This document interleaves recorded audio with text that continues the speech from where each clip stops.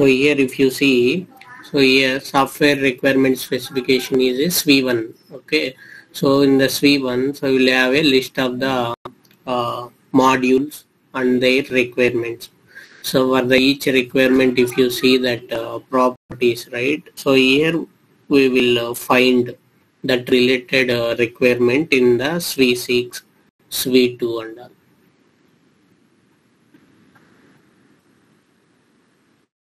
So ఇక్కడ మీరు verified by అని ఉంది కదా, సో ఇది వచ్చేసరికి టెస్ట్ కేస్ అనమాట.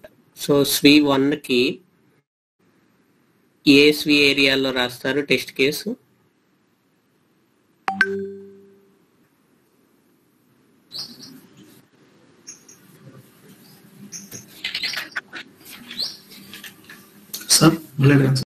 SV1 బేస్ చేసుకొని ఏ SV ఏరియాలో టెస్ట్ కేసెస్ రాస్తారు?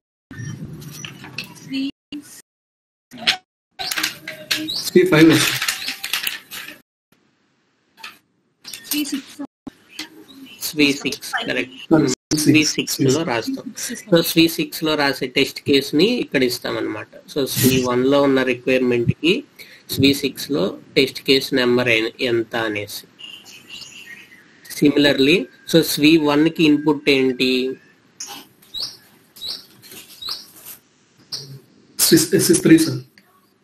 కరెక్ట్. సో ఇది ఇక్కడ SIS3 రిక్వైర్మెంట్స్ ఇక్కడ ఇస్తామన్నమాట. సో అలాగే SV2 కి ఇన్పుట్ ఏంటి? SV1 సో అది ఇక్కడ ఇస్తామన్నమాట, డిఫైన్ కానీ డెరైవ్డ్ బై. సో ఇది ఎలా అంటే టూల్ స్పెసిఫిక్ ఆప్షన్స్ అనమాట, వెదర్ సాటిస్ఫై ఇవ్వాలా, డెరైవ్డ్ బై ఇవ్వాలా, ఇవన్నీ. బట్ ఇది లింకింగ్ ఇలా ఇస్తారనమాట. సో ఇలా ప్రతి SV ఏరియాకి SIS ఏరియాకి అంతా ట్రేసబిలిటీ ఇలా ఎస్టాబ్లిష్ చేస్తారు. ట్రేసబిలిటీ అన్న బైడైరెక్షనల్ అన్న సేమే కదా సార్? సో ట్రేసబిలిటీ అంటే ఆ ట్రేసబిలిటీలో యూని డైరెక్షనల్ ట్రేసబిలిటీయా బై డైరెక్షనల్ ట్రేసబిలిటీ అని మీనింగ్. సో యూని డైరెక్షనల్ ట్రేసబిలిటీ అంటే ఏంటంటే SV1 నుంచి SV6 కి, SV1 నుంచి SV2 కి ఇలా 2 ways లో ఉండడాన్ని బై డైరెక్షనల్ అంటారు. ఓన్లీ SV1 to SV2 చేస్తున్నాం అనుకోండి, అప్పుడు అది యూని directional traceability.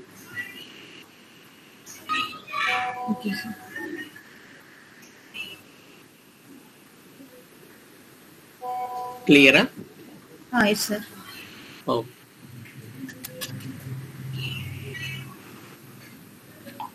So today we will discuss about the AutoSAR. So AutoSAR first మనము దీని యొక్క బ్యాక్గ్రౌండ్, నీడ్ ఏంటనేది డిస్కస్ చేద్దాము. సో జనరల్గా ఎనీ ఎంబెడెడ్ ప్రోడక్ట్కి మనకి మెయిన్గా కావాల్సినవి ఏంటంటే ఫస్ట్ మనకి హార్డ్వేర్ అవసరము, సాఫ్ట్వేర్ అవసరము. సో వన్స్ సాఫ్ట్వేర్ డెవలప్మెంట్ అయ్యాక ఆ యొక్క ఎగ్జిక్యూటబుల్స్ని మనము హార్డ్వేర్లో ఫ్లాషింగ్ లేదా డంప్ చేసి వెరిఫై చేస్తాం, మన నీడ్ ఆర్ పర్పస్ అనేది వర్క్ అవుతుందా లేదా అనేది వ్యాలిడేట్ చేస్తాం. సో ప్రీవియస్గా నార్మల్గా ఎనీ ప్రాజెక్ట్ చేస్తున్నప్పుడు సో ఒకవేళ మనం చూస్తే ఎంబెడెడ్ ప్రొడక్ట్ యొక్క స్ట్రక్చరు సో ఎలా ఉంటుందంటే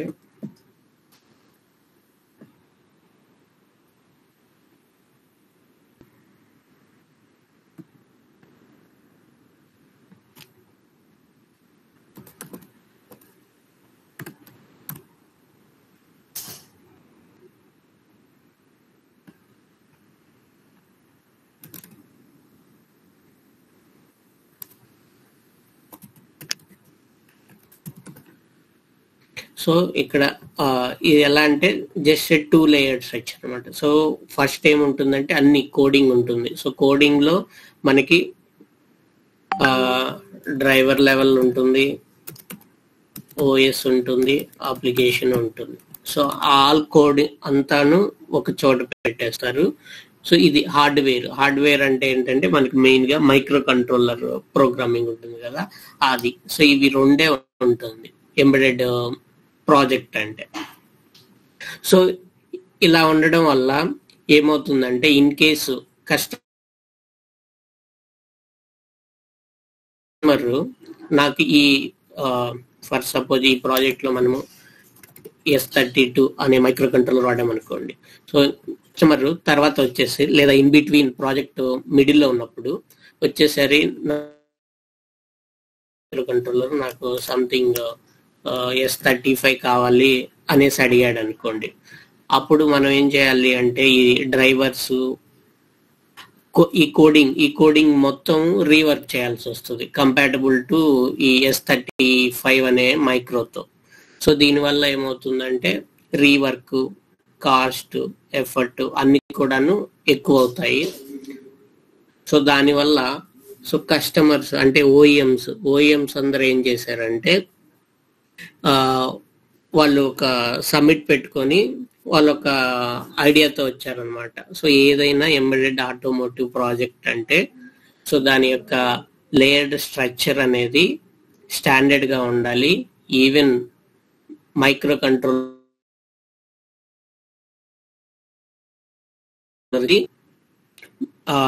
మోస్ట్లీ ఎఫెక్ట్ అవ్వకూడదు అనేసి వాళ్ళు ఒక అప్రోచ్ తో వచ్చారనమాట. సో ఆ అప్రోచ్ ఏంటంటే ఆటోసార్.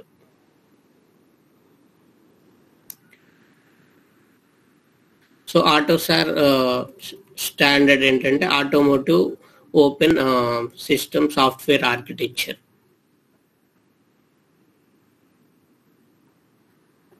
సో ఇదొక లేయర్డ్ ఆర్కిటెక్చర్ అన్నమాట.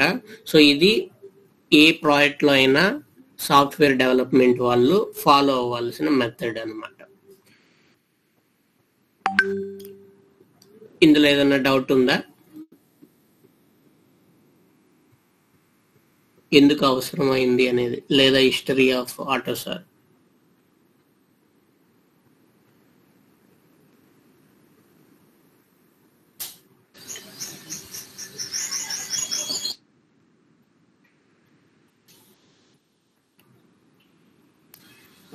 సో బిఫోర్ దట్ మీకు ఇది ఆర్గనైజేషన్ స్ట్రక్చర్ ఐడియా ఉందా? Who called as a OEMs and who called as a tier 1 company,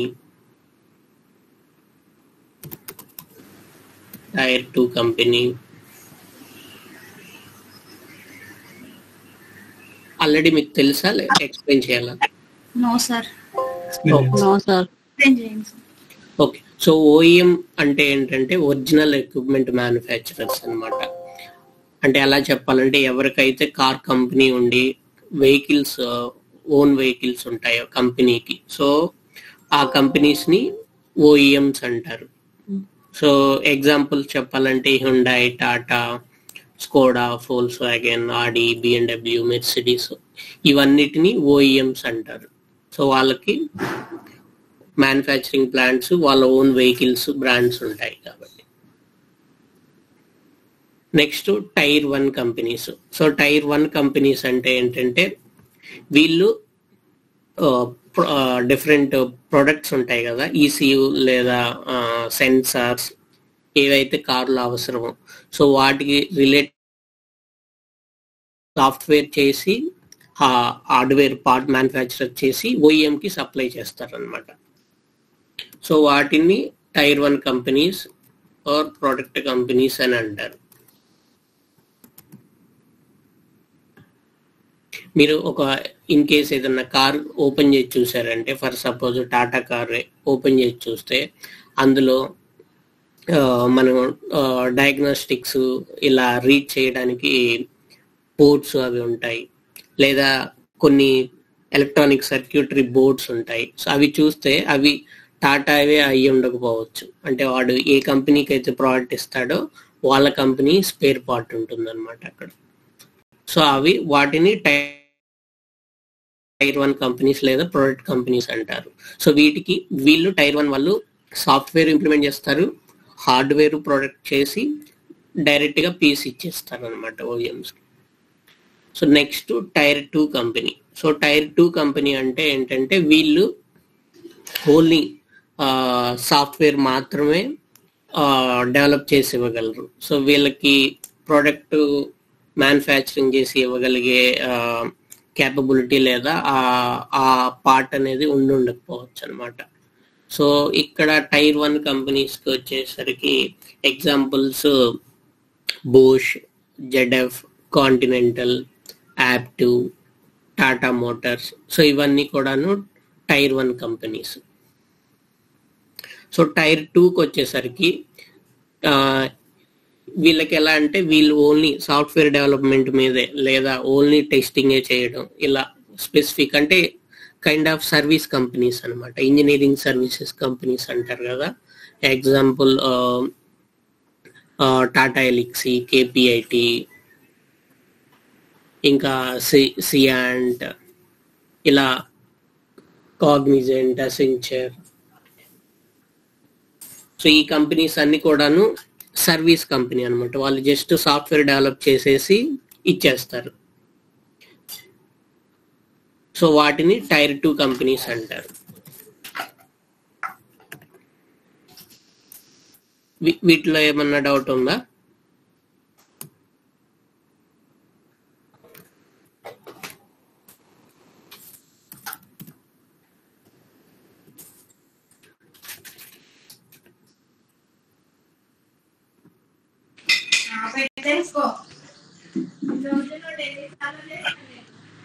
hello, answer చేయండి. ఏదో ఒకటి మీకు తెలుసా, అర్థమైందా కాలేదా, ఏదో ఒకటి చెప్పాలి. ఇలా సైలెంట్ గా ఉంటే మేము క్లాస్ చెప్పి కూడా వేస్ట్ కదా. క్లియర్ కదా? ఇప్పుడు మీరు ఒకవేళ ఏదైనా కంపెనీ లేదా ఫర్ సపోజ్ ఇంటర్వ్యూలోనే అడిగారు అనుకోండి, మీది ఏ company, which company you are working in అడిగారు అనుకోండి, మీరు చెప్పగలగాలి వీఆర్ ఫ్రమ్ టైర్ 1 కంపెనీ లేదా టైర్ 2 లేదా ఓఎం. లేదా వాళ్ళు చెప్పారు అనుకోండి, ఒకవేళ we're from tier 1 company, are you looking for job change అని అన్నారు అనుకోండి, మీకు తెలిసి ఉండాలి ఓకే టైర్ 1 అంటే వీళ్ళు హార్డ్వేర్ సాఫ్ట్వేర్ మొత్తం ఎండ్ టు ఎండ్ డీల్ చేస్తారు. టైర్ 2 అంటే ఓకే ఇది సర్వీస్ కంపెనీ, సో వీళ్ళు ఐదర్ సాఫ్ట్వేర్ లేదా వెరిఫికేషన్ లేదా వ్యాలిడేషన్ ఇలా చేస్తారు. ఒకవేళ ఓఎం అన్నారు అనుకోండి, ఓకే వీళ్ళు అన్నీ డీల్ చేస్తారు, వీళ్ళు పెద్ద కంపెనీ. అలాగా మీకు ఐడియా కోసం. ఓకే సార్, క్లియర్ కదా? సో ఇప్పుడు మనకి ప్రాజెక్ట్స్ అంటాం కదా. సో ప్రాజెక్ట్స్ అన్ని మనం ఎవరి కోసం చేస్తామంటే ఓఎం కోసం చేస్తాం. సో ఓఎం వాళ్ళు ఆ కార్లో నేను చెప్పాను కదా అరౌండ్ 150 ECUs ఉంటాయని. సో 150 ECUsకి ప్రాజెక్ట్స్ వాళ్ళే చేసుకొని డెవలప్ చేసి మ్యానుఫ్యాక్చరింగ్ చేసి రిలీజ్ చేయాలంటే వాళ్ళకి లాట్ ఆఫ్ ఇన్వెస్ట్మెంట్ అవుతుంది అనమాట. సో అందుకని ఓఎంస్ ఏం చేయాలంటే ఆ 150 ECUs యొక్క ప్రాజెక్ట్స్ 150 కంపెనీస్కి ఇవ్వచ్చు. ఇచ్చేసి టైంలో ఒక 6 months అని చెప్పారు అనుకోండి. సో 6 monthsలో ఆ 150 ECUs వాళ్ళు గ్యాదర్ చేస్తారు టైర్ 1 కంపెనీస్ నుంచి. గ్యాదర్ చేసి వాళ్ళు అసెంబుల్ చేసుకొని వెహికల్లో టెస్ట్ చేసుకొని వాళ్ళు ఓకే అనుకుంటే ఆ తర్వాత ఆ కార్ని రిలీజ్ చేస్తారు అన్నట్టు మార్కెట్లో. సో అది ఫ్లో. సో అందుకోసం అనేసి సో ఇక్కడ మెయిన్ ఈ ఆటోసార్ని ఈ అప్రోచ్ని తీసుకొచ్చింది ఎవరంటే ఓఈఎంస్. ఎందుకంటే వీళ్ళు కదా మెయిన్ ఇన్వెస్టర్స్ ఆటోమోటివ్కి. సో దానివల్ల వాళ్ళంతా డిస్కస్ చేసి ఎలా మనము ఇలా రీవర్క్ కాస్ట్ ఎఫర్ట్ని రెడ్యూస్ చేయొచ్చు అనేసి వాళ్ళ ఒక కామన్ అప్రోచ్కి వచ్చారు అనమాట. సో అప్రోచ్ ఏంటంటే ఆటోసార్ ఆర్కిటెక్చర్. సో మెయిన్గా ఇందులో చూస్తే high level AUTOSAR sub classified into 3 layers. So the first one is application, second one is runtime environment, and the third one is basic software. And this one, no, this is hardware completely, microcontroller. So వాళ్ళ యొక్క theme లేదా expectation ఏంటంటే even in mid of the project, if I change this microcontroller, So nothing should change in the application layer. So by modifying some plugins in the BSW module, the same software should work with the other controller. అంటే on high level చెప్పాలంటే ఏంటంటే ఆ code యొక్క portability కోసము వాళ్ళు ఈ అప్రోచ్ని తీసుకొని వచ్చారు. సో ఈచ్ లేయర్లో ఏముంటాయి, ఏం జరుగుతుంది అనేది మనం చూద్దాం. So on high level, it's split into 3 layers. So again, this BSW module further split into 4 layers. Okay. So ఈ 4 layers ఏంటంటే service layer, ECU abstract layer, and microcontroller abstraction layer, and complex device drivers. So మనం each layer ఏం జరుగుతుంది అనేసి చూద్దాం. So again ఈ architecture కూడాను software development వాళ్ళకైతే మస్ట్ అండ్ షుడ్గా తెలియాలి ఏం జరుగుతుంది ఏంటి అని. అగైన్ ఒక్కొక్క software engineer will work on specific layer అనమాట. So some of the engineers might work in only application, కొంతమంది ఓన్లీ ఆర్టీ మీద. సో ఇలా చేస్తారు. కానీ వెరిఫికేషన్ లేదా టెస్టింగ్ టీమ్కి వచ్చేసరికి ఇది డజంట్ మ్యాటర్ అనమాట. సో వాళ్ళకి అవుట్కమ్స్ ఎగ్జిక్యూటబుల్స్ వస్తాయి. వాళ్ళు బేస్డ్ ఆన్ దేర్ స్వీ areas they will perform their activities. కానీ మీరు ఒకవేళ యూనిట్ టెస్ట్ ఇంజనీర్ అనుకోండి, మీకు కొన్ని ఫైల్స్ ఇస్తారు యూనిట్ టెస్టింగ్ చేయాలి అనేసి. మీకేంటంటే తెలిసి ఉండాలి, ఓకే ఈ ఫైల్స్ లేదా ఈ ఏవైతే నేను టెస్టింగ్ చేస్తున్నానో అవి అప్లికేషన్ లేయర్ మాడ్యూల్స్ లేదా రన్ టైమ్ ఎన్విరాన్మెంట్ మాడ్యూల్స్ లేదా సర్వీస్ లేయర్ మాడ్యూల్. సో ఇలా మీకు తెలుసుంటే మీరు ఎలా అంటే రియల్ టైంతో కోరిలేట్ చేసుకోవచ్చు. ఓకే నేను ఏదైతే ఇది చేస్తున్నానో వెహికల్లో ఇలా జరుగుతుంది లేదా ఆటోసార్ లేయర్లో ఇలా జరుగుతుంది అనేసి ఒక ఐడియా కోసం ఇది ఒక ఓవర్వ్యూ, ఆటోసార్ ఓవర్వ్యూ మీకు చెప్తున్నాను.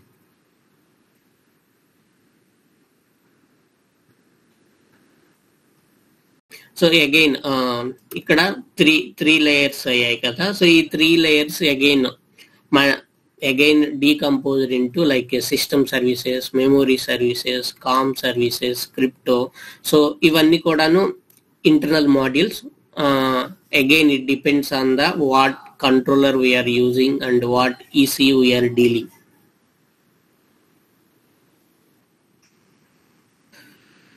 So first, the lowest layer in the AutoSAR is microcontroller abstraction layer.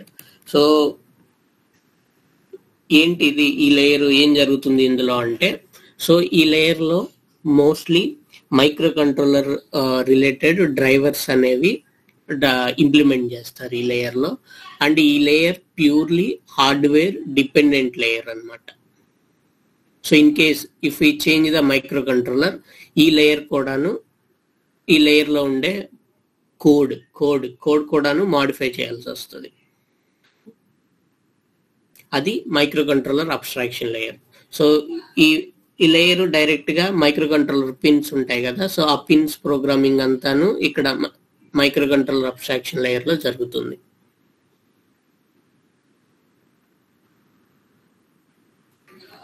And ఇంకోటి ఏంటంటే ఈ పైన ఉన్నాయి కదా లేయర్స్, అవన్నీ కూడాను హార్డ్వేర్ ఇండిపెండెంట్ అన్నమాట. అంటే దాని మీనింగ్ ఏంటంటే మనం మైక్రో కంట్రోలర్ చేంజ్ చేసినా సరే we need not to modify anything since this is deals closely with the hardware. Microcontroller ఒక్కటి మాత్రమే డిపెండెంటా సార్? ఇది హార్డ్వేర్ చేంజ్ అయితే దాని రిలేటెడ్ ప్రోగ్రామింగ్ ఈ లేయర్లో చేస్తామమ్మా. సో మెయిన్ ఏంటంటే ఇది డ్రైవర్ ప్రోగ్రామింగ్ అంతా ఎంకాల్ లేయర్లో ఉంటుంది, microcontroller driver programming.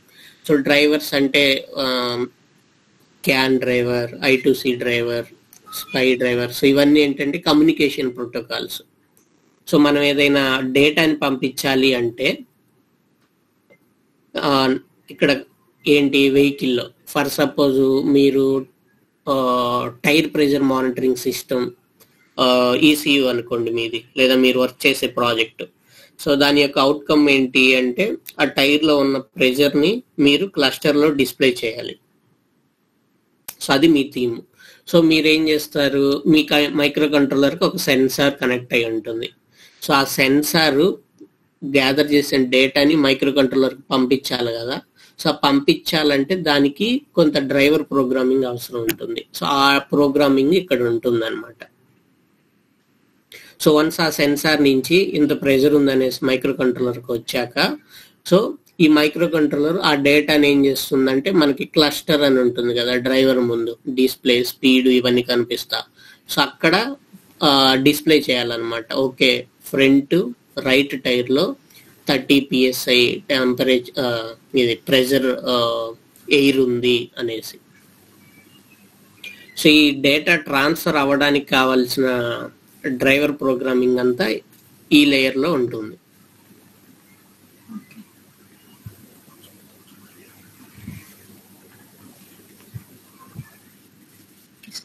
Okay sir. And next వచ్చేసరికి ఈసీయూ అబ్స్ట్రాక్షన్ లేయర్ అన్నమాట. సో ఇది ఎలా అంటే ఇది ఒక ఇంటర్ఫేస్ లేయర్ అన్నమాట. సో ఇది it acts as a bridge between hardware independent components and hardware dependent components. So వీడేం చేస్తాడంటే ఈ పైన ఇవన్నీ ఏంటి మైక్రోతో డిపెండెంట్ లేదా డైరెక్ట్గా యాక్సెస్ చేయలేని లేయర్లు. సో వాటికి ఈ హార్డ్వేర్ డిపెండెంట్ లేయర్కి మధ్యలో ఇంటర్ఫేస్గా యాక్ట్ అవుతుంది అనమాట ఇది ఈసీయూ అబ్స్ట్రాక్షన్ లేయర్ అనేసి.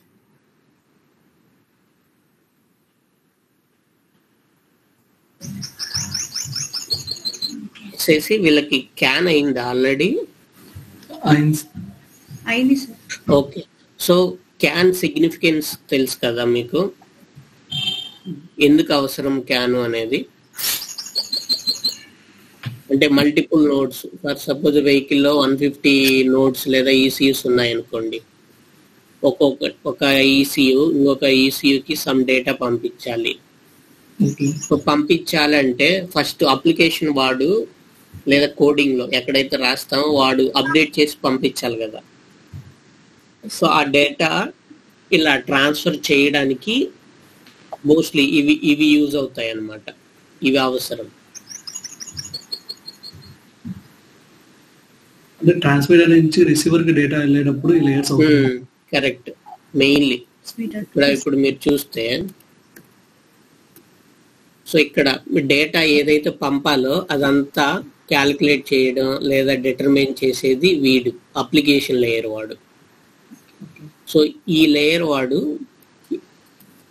ఏంటి, నేను డేటాని పంపించాలి క్యాన్ ద్వారా అనేసి డేటాని ఆర్టీఈకి ఇస్తాడు. సో ఆర్టీఈ ఈ బిఎస్డబ్ల్యూలో ఉన్నాయి కదా సబ్ లేయర్స్, సర్వీస్ లేయర్కి చెప్తుంది అప్లికేషన్ వాడు డేటా పంపించాలంట అనేసి. అగైన్ సర్వీస్ వాడు అబ్స్ట్రాక్షన్ లేయర్కి చెప్తాడు. అబ్స్ట్రాక్షన్ లేయర్ వాడు మైక్రో కంట్రోలర్కి చెప్తాడు డేటా రెడీగా ఉంది క్యాన్ బస్ మీద పంపించేయి అనేసి. సో వీడు ఎంక్యాల్ వాడు చెక్ చేస్తాడు ఏది ఆర్బిట్రేషన్ ఇదంతా. సో ఇక్కడ మనకి ఈ ఎంక్యాల్ లేయర్లోనే క్యాన్ కంట్రోలర్ అని కూడా ఉంటుంది. సేమ్ మైక్రో కంట్రోలరే, ఒకవేళ క్యాన్ చిప్ అనుకోండి దాన్ని క్యాన్ కంట్రోలర్ అంటారు. So can controller will calculate this arbitration అనమాట.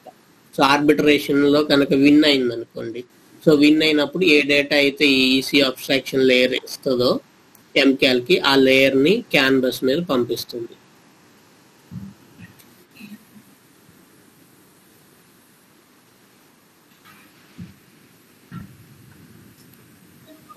సో ఇక్కడ ఈసీ అబ్స్ట్రాక్షన్ లేయర్ యొక్క రోల్ ఏంటంటే జస్ట్ హార్డ్వేర్ ఇండిపెండెంట్ కాంపోనెంట్స్ ఏ డేటా అయితే ఇచ్చాయో వాటిని హార్డ్వేర్ డిపెండెంట్ లేయర్కి పంపించడం. Similarly in case of RX messages, ఏమన్నా మనకి అదర్ నోడ్ నుంచి మెసేజెస్ వస్తున్నాయి అనుకోండి, సో అప్పుడు ఏంటి ఈ ఎంక్యాల్ అనేది మైక్రో కంట్రోలర్ నుంచి వచ్చిన డేటాని లేదా ఈసీ అబ్స్ట్రాక్షన్ లేయర్ ఎంక్యాల్ నుంచి వచ్చిన డేటాని అబోవ్ లేయర్ సర్వీస్ లేయర్ ఉంది కదా దానికి పాస్ అవుట్ చేస్తుంది. సార్ క్యాన్ కి రిలేటెడ్ డేటా మొత్తం ఇప్పుడు ఈసీ అప్లికేషన్ లేయర్ లో ఉంటుందా సార్? అవును, కరెక్ట్. సో ఇక్కడ అప్లికేషన్ అంటే ఏంటంటే మనం ఏదైతే మనకి కస్టమర్ ఓఈఎం వాడిస్తాడో రిక్వైర్మెంట్స్ అవన్నీ కూడాను అప్లికేషన్ లో డెవలప్ చేసి ఉంటాము. వీటి అన్నిటిలో ఉండేది ఏంటంటే ఆ డేటాని పంపించడానికి లేదా వాటిని ట్రిగ్గర్ చేయడానికి వాటికి కావాల్సిన కోడింగ్ అంతాను బేస్ సాఫ్ట్వేర్ మాడ్యూల్లో ఉంటుందన్నమాట.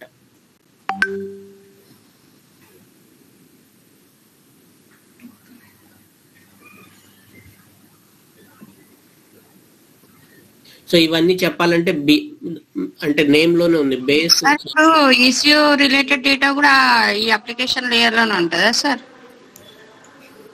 అవును, ఏ డేటా అయినా సరే ఆ ఈసీయూ ట్రాన్స్మిట్ చేసేది ఆ డేటా అంతాను ఎవరిస్తారంటే అప్లికేషనే ఇస్తుంది. And can related data also application layer లోనే ఉంటుందా సార్? అవును, ఇప్పుడు ఫర్ సపోజ్ మీకు sir can physical data link layer అక్కడ కదా సార్? అవి ఇక్కడే ఈ బేస్ సాఫ్ట్వేర్ లోనే వస్తాయి అన్నమాట. క్యాన్ లో మనకి లేయర్లు ఉన్నాయి కదా, 7 లేయర్స్ ఉన్నాయి కదా సార్. సో వాటిని రిఫరెన్స్ గా తీసుకొని ఆటోసార్ కూడాను డెరైవ్ చేశారు, అది కూడా చెప్తాను. సో ఎంక్యాల్ అని ఉంది కదా, సో ఎంక్యాల్ అనేది ఇది డేటా లింక్ లేయర్ అన్నమాట. డేటా లింక్ లేయర్ నుంచి సో ఎందుకు అంటే వీడు interface between CAN and above layers. So MCAL layer is derived from the data link layer only. And ECU abstraction layer ఏమంటున్నామంటే ఇంటర్ఫేస్ లేయర్ అంటున్నాం కదా. సో ఇది derived from the network layer. Network layer అని ఉంది కదా అది. తర్వాత service layer అనేది ఇన్ఫర్మేషన్ లేయర్ అన్నమాట. ఇన్ఫర్మేషన్ లేయర్ అంటే అది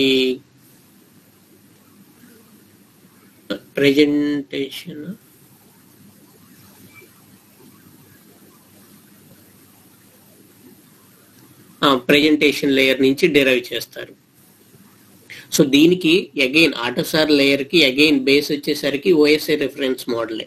సో ఓఎస్ఐ రెఫరెన్స్ మోడల్లో మనకి ఏంటి 7 లేయర్స్ ఉన్నాయి. ఆ 7 లేయర్స్ ని కొన్ని లేయర్స్ ని మెర్జ్ చేసి టోటల్ గా 1 2 3 4 5 ఈ 5 లేయర్స్ వచ్చాయి అన్నమాట.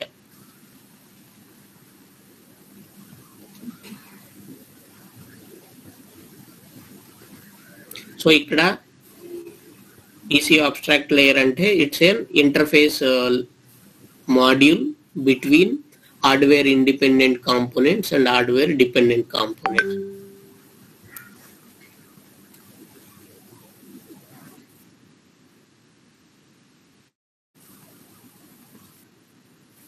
ఏది ఇదా?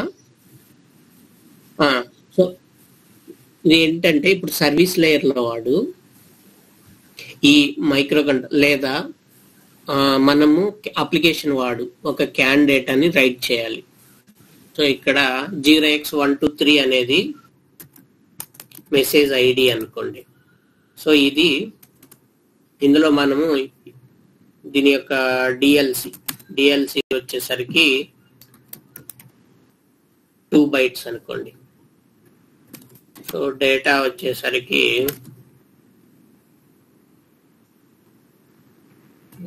0x5678. సో ఇది డేటా. సో ఈ డేటా ఎవరు పంపుతారు అంటే అప్లికేషన్ పంపిస్తుంది. ఏంటి పలాని 1 2 3 మెసేజ్ నేను పంపించాలి, దాని యొక్క డేటా 5678 అనేసి ఆర్టీకి చెప్తుంది. సో ఆర్టీకి చెప్తుంది అంటే దాని మీనింగ్ ఏంటంటే ఆర్టీ యొక్క వన్ ఆఫ్ ద ఫంక్షన్ ని కాల్ చేస్తుంది అనమాట అప్లికేషన్. సో ఆ ఫంక్షన్ నే ఏమంటారంటే ఏపీఐ అని అంటారు అనమాట. సిమిలర్ గా ఆర్టీఈ సర్వీస్ లేయర్ లో ఉండే ఒక ఫంక్షన్ ని కాల్ చేస్తుంది. ఆ ఫంక్షన్ ని ఏపీఐ అంటారు. సిమిలర్లీ ఇక్కడ ఈ ఈసీయూ అబ్స్ట్రాక్ట్ లేయర్ లో కొన్ని ఏపీఐస్ లేదా ఫంక్షన్స్ ఉంటాయి. ఆ ఫంక్షన్స్ ఏంటివి అంటే ఆ functions can able to directly connect with or communicate with APIs in MCAL layer. So దాని మీనింగ్ ఏంటంటే ఈ ఈసీయూ అబ్స్ట్రాక్ట్ లేయర్ అనేది it offers APIs to access the hardware dependent, అంటే పెరిఫెరల్స్ అండ్ పోర్ట్స్ ఇవన్నీ ఉంటాయి కదా మైక్రో కంట్రోలర్, వాటిని access చేయడానికి ఈసీయూ అబ్స్ట్రాక్ట్ లేయర్ అనేది ఫంక్షన్స్ ని ఇస్తుంది వేటికి, అబోవ్ లేయర్లకి అనేసి.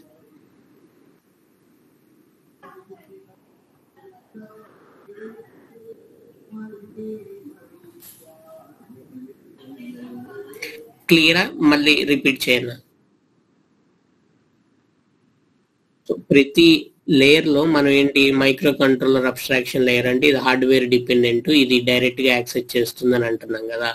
ఎలా యాక్సెస్ చేస్తుంది అంటే ప్రతి లేయర్ లో కూడాను మనకి ప్రీ డిఫైన్డ్ ఏపీఐస్ ఉంటాయి. ఏపీఐస్ అంటే pre defined functions.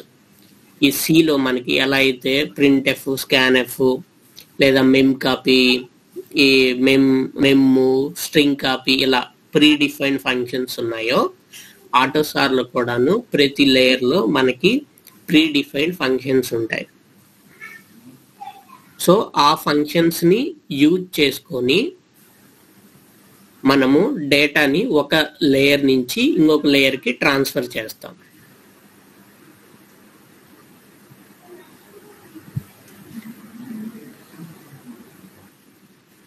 Okay sir. క్లియరా? Yes. So each layers transformation అంతా సారీ ఇంటర్నల్ గా జరుగుతుందా సార్ లోపల ట్రాన్స్ఫర్ అంటే? అవును. సో ఇప్పుడు ఇది మనం ఏంటంటే ఓవరాల్ గా చూస్తున్నాం. ఇప్పుడు ఫర్ సపోజ్ ఎంకాల్ నే డీటెయిల్ గా వెళ్ళామనుకోండి, మనకు అందులో ఉంటాయి అసలు అందులో ఎన్ని ఏపీఐస్ ఉంటాయి, ఈచ్ ఏపీఐ లేదా ఫంక్షన్ యొక్క ప్రోటోటైప్ ఏంటి, ఎలా కాల్ చేయాలి, అది ఏం చేస్తుంది అనేసి మొత్తం ఉంటుంది అనమాట. అది మీకు ఒకసారి చూపిస్తాను. ఈచ్ సర్వీస్ ఒకవేళ మొత్తం నేను ఎక్స్ప్లెయిన్ చేయలేకపోయినా ఇది ఓపెన్ సోర్స్ అనమాట. మనం autosar.org అని సైట్ ఉంటుంది. సో అందులో మీరు ఈ డాక్యుమెంట్స్ అంతా డౌన్లోడ్ చేసుకోవచ్చు. సో ప్రతి లేయర్ యొక్క రిలేటెడ్ డాక్యుమెంట్స్ ఉంటాయి. అందులో మనకి ఏమేమి ఏపీఐస్ ఉన్నాయి అవన్నీ మనం చూసుకోవచ్చు అన్నమాట.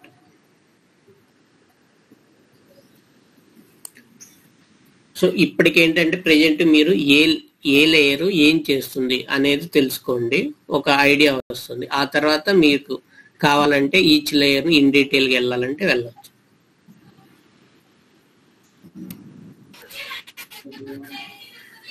నెక్స్ట్ ఇక్కడ కాంప్లెక్స్ డివైస్ డ్రైవర్స్ అన్నమాట.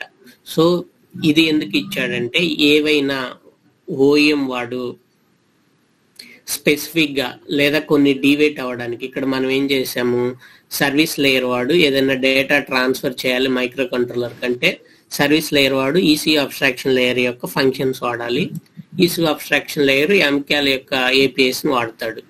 కానీ ఈ మాడ్యూల్ ఏంటంటే డైరెక్ట్ గా ఈ అప్లికేషనే డైరెక్ట్ గా మైక్రో కంట్రోలర్ యొక్క పిన్స్ ని యాక్సెస్ చేయొచ్చు అనమాట. సో ఇది ఎలా అంటే కొన్ని ఏవైనా క్రిటికల్ థింగ్స్ లేదా ఇంపార్టెంట్ థింగ్స్ ఉన్నాయనుకోండి, అవి వీటి ద్వారా పంపిస్తే కొంచెం డిలే ఉండే ఛాన్స్ ఉంటుంది. సో దానివల్ల ఆటోసార్ వాడు ఏం చేశాడంటే మనము కొన్ని ఫైల్స్ ని ఇందులో ఈ మాడ్యూల్ లాగా కాన్ఫిగర్ చేసుకుంటే ఆ modules can directly interact with the micro controller. వాటిని ఏమంటారంటే కాంప్లెక్స్ డివైస్ డ్రైవర్స్ అంటారు అన్నమాట.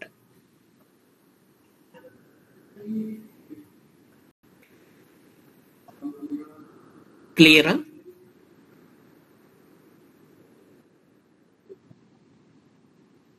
నెక్స్ట్ వచ్చేసరికి సర్వీస్ లేయర్. సో ఈ లేయర్ లో మెయిన్ ఏంటంటే this we can say like heart of the AUTOSAR. So ఈ లేయర్ లో మనకి మెయిన్ ఏమేమి డేటా మనం పంపించాలి, ఏమేమి డేటా రిసీవ్ చేసుకోవాలి. ఒకవేళ ఫర్ సపోజ్ ఈ మెసేజ్ ఉంది 123, ఇది ఎవ్రీ 50 millisecond కి నేను క్యాన్ మీదకి ట్రాన్స్ఫర్ చేయాలి అనేది రిక్వైర్మెంట్ అనుకోండి. సో దాని రిలేటెడ్ కోడింగ్ అంతాను ఈ లేయర్ లో చేస్తాం అనమాట మనం. సో ఇందులో ఈ లేయర్ లో ఇంకా చాలా ఉంటాయి. ఎలాగా ఏదైనా ఫాల్ట్,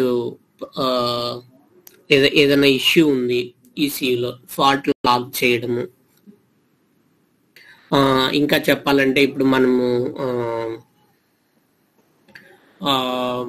ఇప్పుడు ఇన్ఫోటైన్మెంట్ లో ఏదైనా సాంగ్ ప్లే చేశాక ఇన్ బిట్వీన్ మనం ఇగ్నిషన్ కార్ ఆఫ్ చేసి వెళ్ళామనుకోండి, మళ్ళీ మనం రిటర్న్ వచ్చి ఆన్ చేయగానే సేమ్ సాంగ్ రెజ్యూమ్ అవుతుంది కదా.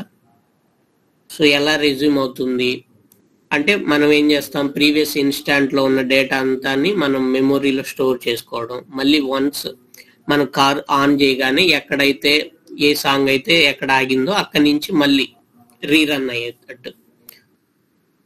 సో ఆ రిలేటెడ్ కాన్ఫిగరేషన్స్ లేదా డెవలప్మెంట్ మాడ్యూల్స్ అన్ని ఈ లేయర్ లో ఉంటాయి అన్నమాట.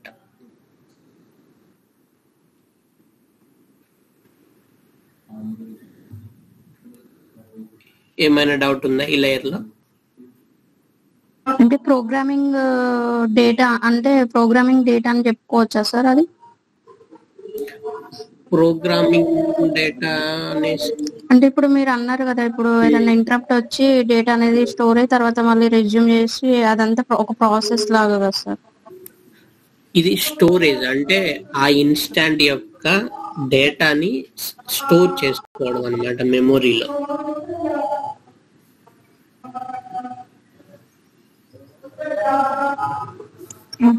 అంటే ఈ డేటాని ఏది పాస్ చేస్తున్నాం అనే సార్, ఏది మూవ్ చేస్తున్నాం అనే స్టోర్ చేసుకుంటాం.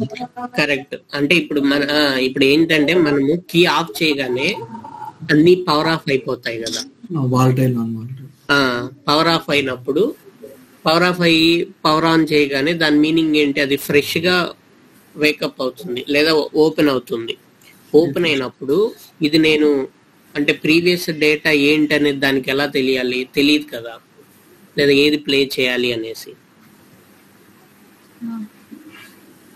అప్పుడు ఏం చేస్తుందంటే ఆ మెమొరీ నుంచి రీడ్ చేసుకుంటుంది, okay last time car of అయ్యే టైంలో ఇది నేను ప్లే చేస్తున్నాను సో అనేసి అక్కడి నుంచి కంటిన్యూ చేస్తుంది.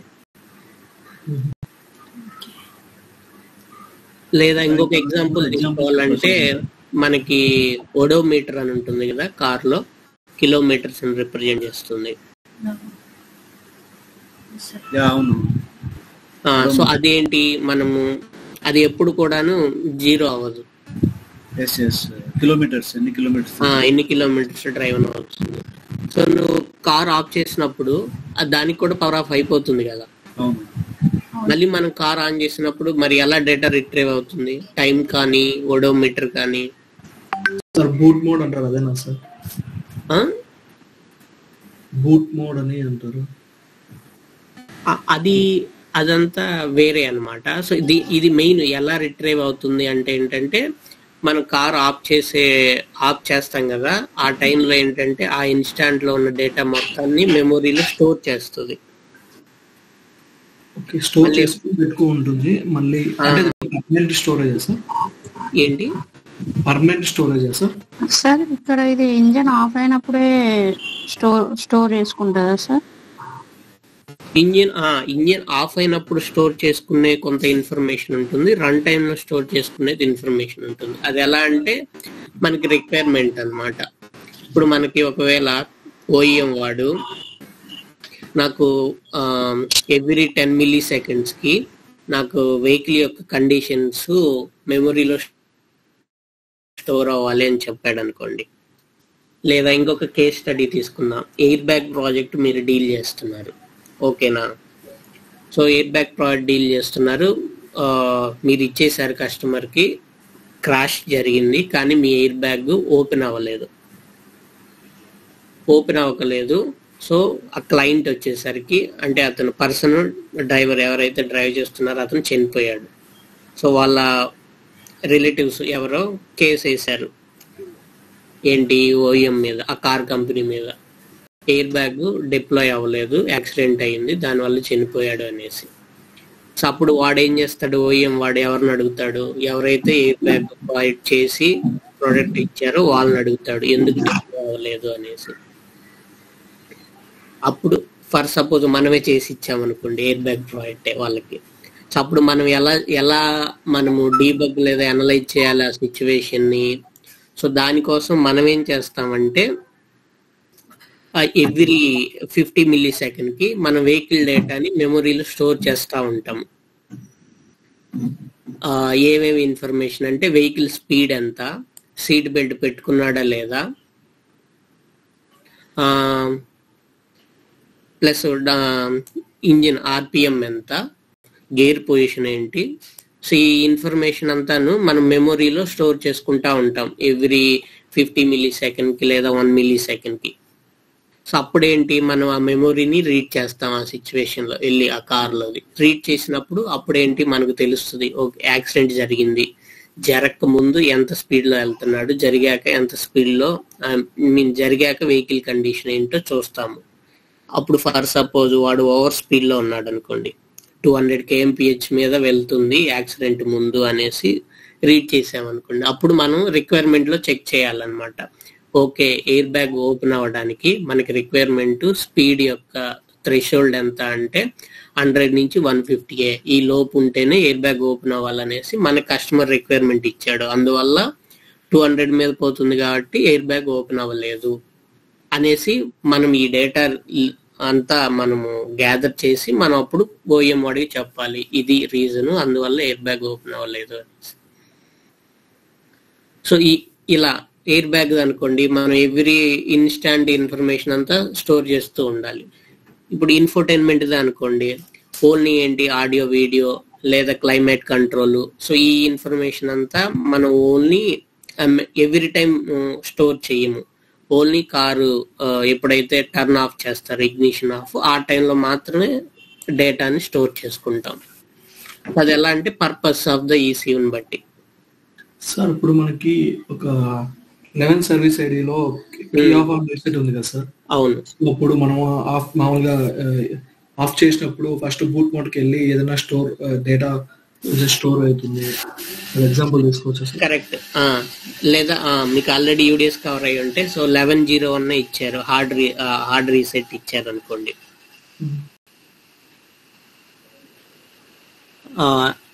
హార్డ్ రీసెట్ ఇచ్చారు అనుకోండి, అప్పుడు ఏం జరుగుతుంది అంటే రీసెట్ ఇచ్చినప్పుడు ఇమీడియట్ గా ఆ ఇన్స్టాంట్ యొక్క ఇన్ఫర్మేషన్ డేటా వెహికల్ డేటా అంతాను ఎన్విఎం లో రైట్ చేస్తుంది.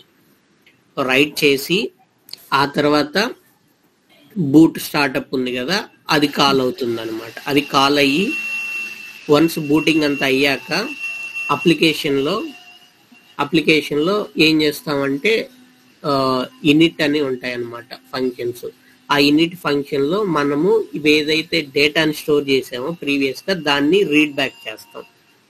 రీడ్ బ్యాక్ చేసి నార్మల్గా మళ్ళీ ఫంక్షన్స్ని ఎగ్జిక్యూట్ చేసుకుంటూ ఉంటాం. అప్పుడు డేటా అనేది లాస్ అవ్వదు సార్. డేటా అనేది లాస్ అవ్వదు. ఇప్పుడు అదే మనం డేటా అనేది మిస్ అయింది అనుకోండి, అది ఎలా అవుతుంది, it's treat like A fresh car, new car అన్నట్టు అవుతుంది అనమాట. అప్పుడు మళ్ళీ మనం ఏం చేయాలి, అన్ని ఆప్షన్స్ కాన్ఫిగర్ చేసుకోవాలి. ఎలా, లేదా ఏసీ మోడ్ అయినా, ఏసీ టెంపరేచర్ అయినా, లేదా మన ప్లేలిస్ట్లు కొన్ని షార్ట్ లిస్ట్ చేసి పెట్టుకుంటాం కదా ఫేవరెట్ ప్లేలిస్ట్లు.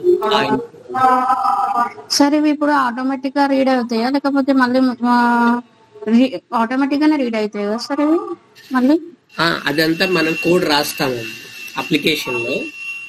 మనకి ఏమేమి డేటా రిట్రైవ్ చేయాలో, రిటైన్ చేయాలో అదంతా కోడింగ్ ఉంటుంది అనమాట అప్లికేషన్ లో.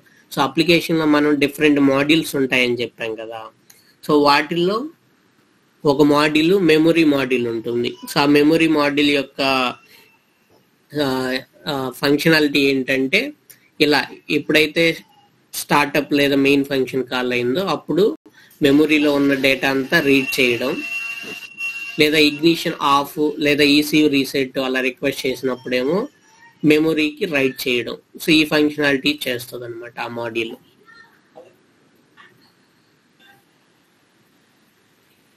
సో మనం ఏమంటున్నాం, అప్లికేషన్ చేస్తుంది అంటున్నాం కదా, అది ఎవరితో డీల్ చేస్తుంది అంటే అది సర్వీస్ లేయర్లో ఉండే మాడ్యూల్తో డీల్ చేస్తుందని.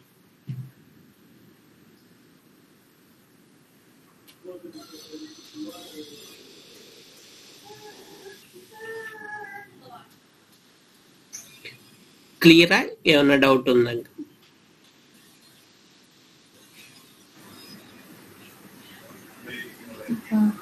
Okay sir. Okay sir. So next ఏంటంటే run time environment. So run time environment దీని సిగ్నిఫికెన్స్ ఏంటంటే, ఒకటి అప్లికేషన్ నుంచి అప్లికేషన్ డేటా ఏదైనా మైక్రో కంట్రోలర్ కి పాస్ చేయాలంటే వీడు రన్ టైం వాడు మీడియేటర్ గా పనిచేస్తాడు. ప్లస్ ఏదైనా ఒక అప్లికేషన్ కాంపోనెంట్ అంటే ఒక .c ఇంకొక .cకి ఏదైనా డేటా ఇవ్వాలనుకోండి, ఇన్ఫర్మేషన్ షేర్ చేయాలనుకోండి. ఫర్ ఎగ్జాంపుల్ లాస్ట్ టైం చెప్పాను, ఒకటి మెమొరీ అనే ఒక మాడ్యూల్ ఉంటుంది, ఇంకొకటి స్పీడ్ అనే ఒక మాడ్యూల్ ఉందనుకోండి. సో స్పీడ్ని మెమొరీలోకి రైట్ చేయాలి అంటే సేవ్ చేయాలి అనుకోండి. అప్పుడు ఏం చేయాలంటే ఈ స్పీడ్ ఈ మెమొరీ అనే మాడ్యూల్ కి డేటా పాస్ చేయాలి. అప్పుడే ఏంటి, ఆ మెమొరీ అనే మాడ్యూల్ సేవ్ చేస్తుంది. సో ఎలా పంపిస్తుంది ఒక .cలో వేరియబుల్ డేటా ఇంకొక .c కంటే, using RTE layer we will pass అన్నమాట.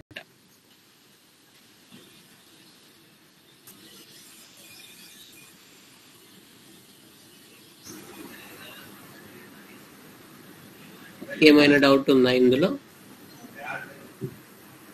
ఒకసారి రిపీట్ చేయరా సార్? మళ్ళీ చెప్పండి సార్ ఒకసారి. రిపీట్ చేయండి. ఓకే. సో RTE లేయర్ యొక్క సిగ్నిఫికెన్స్ ఏంటంటే, సో ఇక్కడ మనం అప్లికేషన్ అనేసి ఒక లేయర్ పెట్టాం కదా.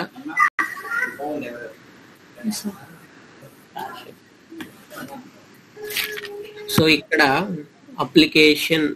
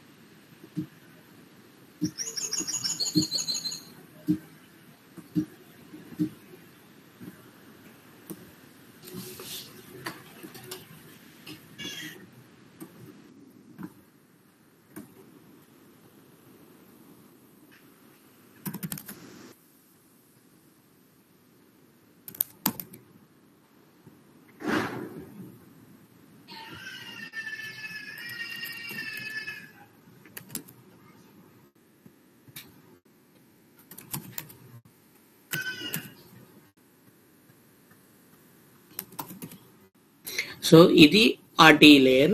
ఇవి అన్ని కూడాను అప్లికేషన్ లేయర్ అనమాట. సో మనకి అప్లికేషన్ లేయర్లో ఇన్ని మాడ్యూల్స్ ఉన్నాయనేసి 1 2 3 4. So module names for suppose అది కూడాను నేమింగ్ ఇచ్చేద్దాం.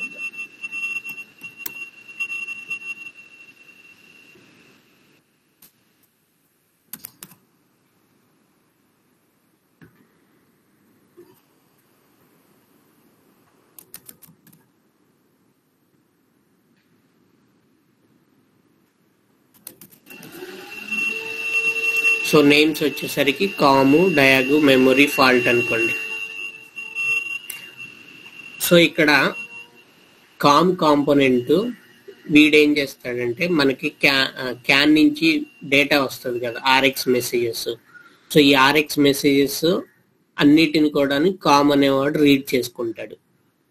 లేదా ఏదైనా ఈ ECU ఏదైనా క్యాన్ డేటాని పంపించాలనుకోండి, సో ఈ కామ్ అనే కాంపోనెంటే పంపిస్తుంది.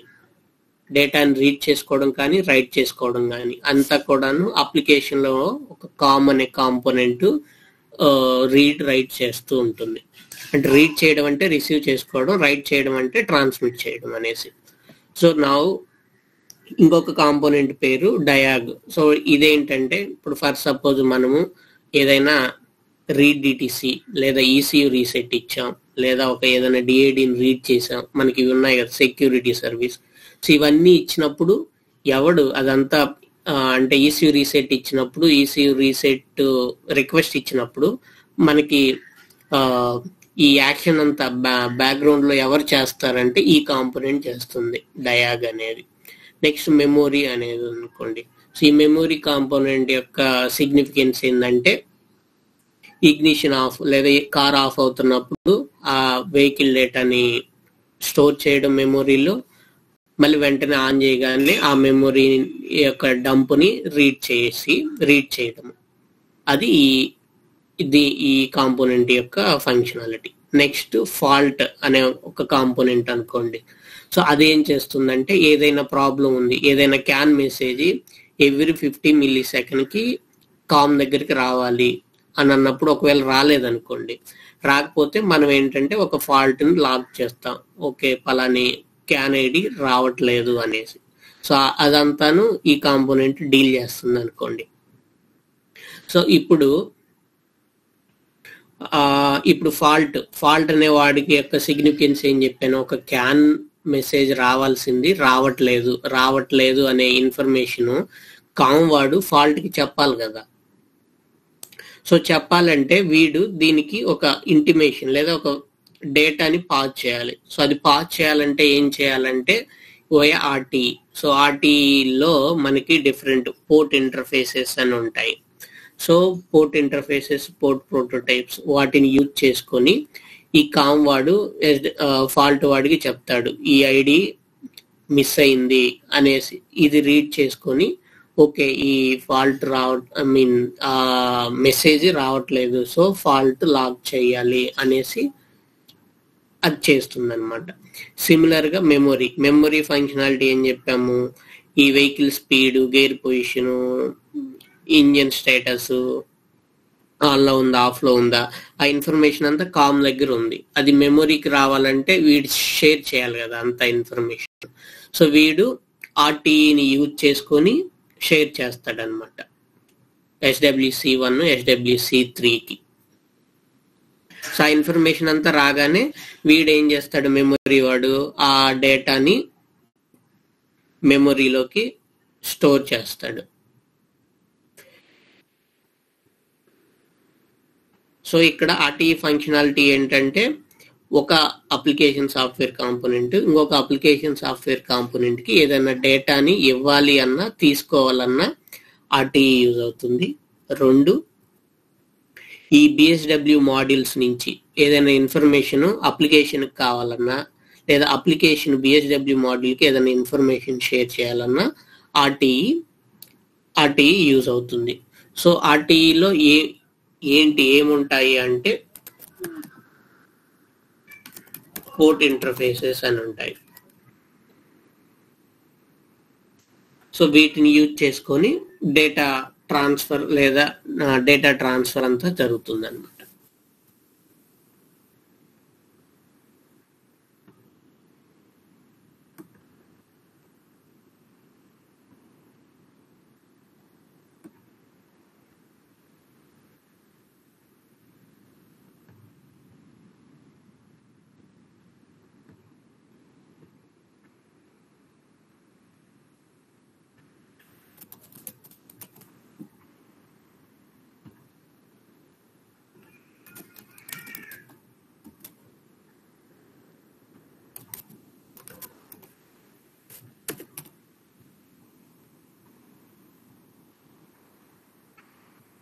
Micro control.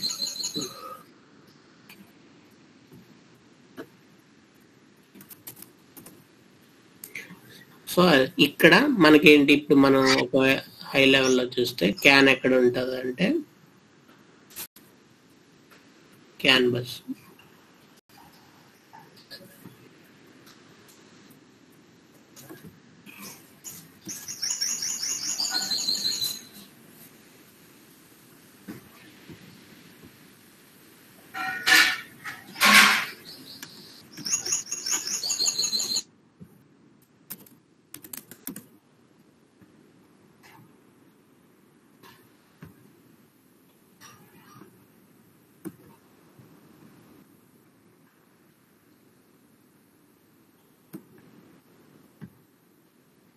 సో ఇలా కనెక్ట్ అయి ఉంటుంది క్యాన్ కి. సో క్యాన్ లో మనకి ఏదైనా డేటా వచ్చింది అనుకోండి, సో ఇది బేసిక్ గా ఇక్కడ మధ్యలో కంట్రోలర్ ఉంటుంది, క్యాన్ కంట్రోలర్. సో ఏదైనా మెసేజ్ వచ్చింది అనుకోండి, ఇది ఫస్ట్ ఎంకాల్ కి పాస్ చేస్తుంది. ఎంకాల్ ఈసీ అబ్స్ట్రాక్షన్ లేయర్ కి, తర్వాత సర్వీస్ లేయర్ కి, తర్వాత ఆర్టీ, ఆ తర్వాత కామ్ కి వెళ్తుంది అనమాట.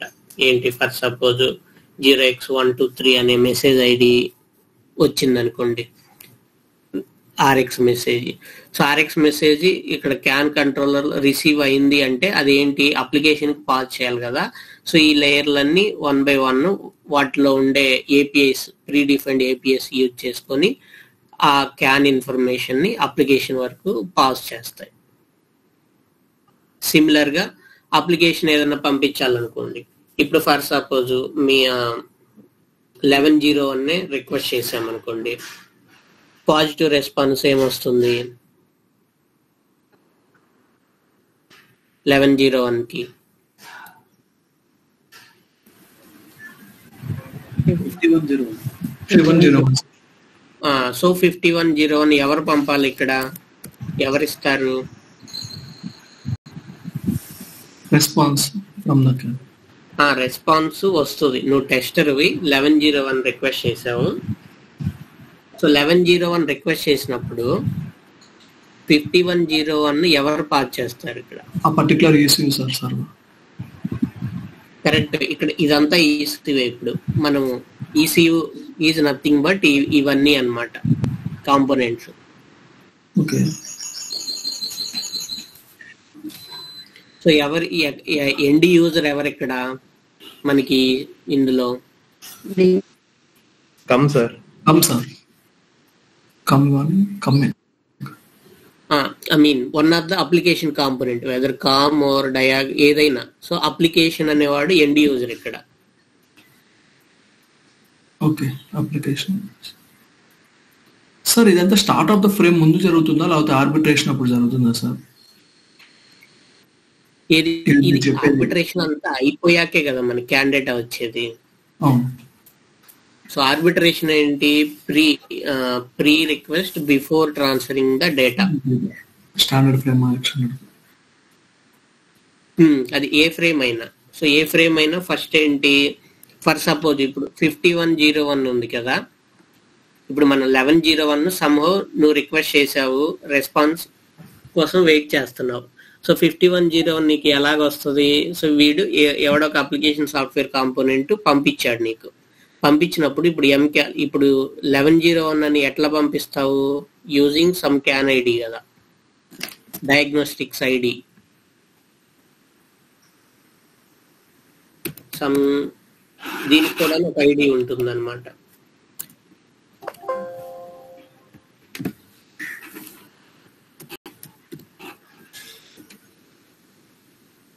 సో మనకి రెస్పాన్స్ ఇంకొక ఐడితో వస్తుంది. సో ఈ ఐడి అప్లికేషన్ వాడు ఏం చేస్తాడు, 7BF అనే క్యాన్ ఐడిని నేను ట్రాన్స్మిట్ చేయాలి, దాని యొక్క డిఎల్సి 2 bytes, డేటా ఈజ్ 5101 అనేసి పంపిస్తాడు. సో పంపించినప్పుడు ఇక్కడ ఆర్బిట్రేషన్ అంతాను ఇక్కడ జరుగుతుంది క్యాన్ కంట్రోలర్ లో. ఆ టైంలో క్యాన్ బస్సు ఫ్రీనా కాదా చెక్ చేస్తుంది. ఫ్రీ అనుకో డైరెక్ట్ గా పంపించేస్తుంది. ఒకవేళ బిజీగా ఉంటే అప్పుడు ఆర్బిట్రేషన్ అనేది ఎగ్జిక్యూట్ అవుతుంది. ఎగ్జిక్యూట్ అయ్యి ఒకవేళ బస్ కనుక విన్ అయితే అప్పుడు ఈ డేటాని పంపిస్తుంది. ఈ పాయింట్ మళ్ళీ ఒకసారి చెప్పండి సార్. ఇప్పుడు ఇక్కడ 1101 అనేసి మనం రిక్వెస్ట్ చేస్తామంటున్నాం. ఎలా రిక్వెస్ట్ చేస్తామంటే ఒక క్యాన్ ఐడిని యూజ్ చేసుకుని రిక్వెస్ట్ చేస్తాము. ఇది క్లియరా? ఏంటి 7B7 అనేది? ఒక ఛానల్ లాగా ఉంటుంది కదా సార్? ఛానల్ క్యాన్ ఐడి అన్నమాట. ఓకే. అంటే ఇది లేనిది నువ్వు పంపించలేవన్న. అంటే ఇప్పుడు ఫర్ సపోజ్ చెప్పాలంటే ఇప్పుడు 1101 అనేది అది డయాగ్నోస్టిక్స్ రిక్వెస్టా లేకపోతే ఏదైనా క్యాన్ మెసేజ్ డేటానా అనేది తెలియాలి కదా అప్లికేషన్ కి. ఇప్పుడు ఇంకొకటి ఉంది, ఐడి వచ్చేసరికి 123, దాని యొక్క డేటా కూడాను 1101 పంపించారనుకోండి.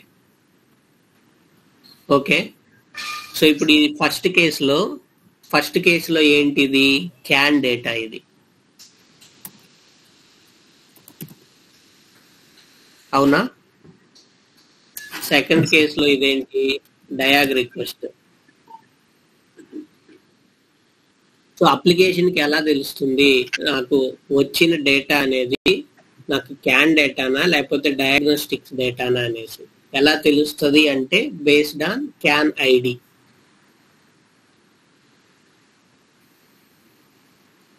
ఈ ఐడి ఎవరిస్తారంటే మన కస్టమరే చెప్తాడు. సో నువ్వు ఏదైనా డయాగ్నోస్టిక్స్ రిక్వెస్ట్ చేయాలంటే నువ్వు ఈ క్యాన్ ఐడి వాడుకో అనేసి.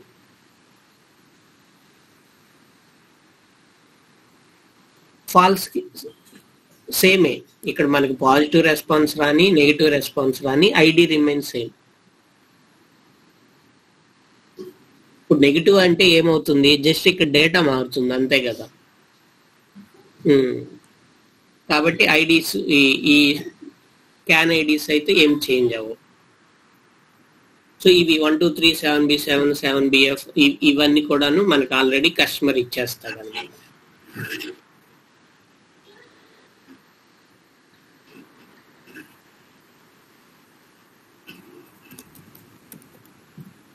క్లియరా ఇది? ఇందులో ఇంకా ఏమన్నా డౌట్ ఉందా? Clear sir.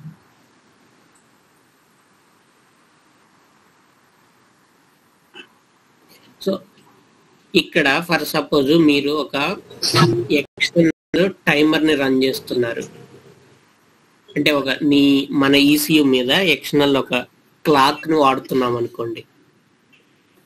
సో ఆ క్లాక్ యొక్క డేటాని కూడాను మనం క్యాన్ లోకి పంపించాలి. ఇక్కడ 123 మెసేజ్ లో 1101 అని ఉంది కదా, దాని తర్వాత ఒక టైమర్ వాల్యూ కూడా పంపించాలనుకోండి.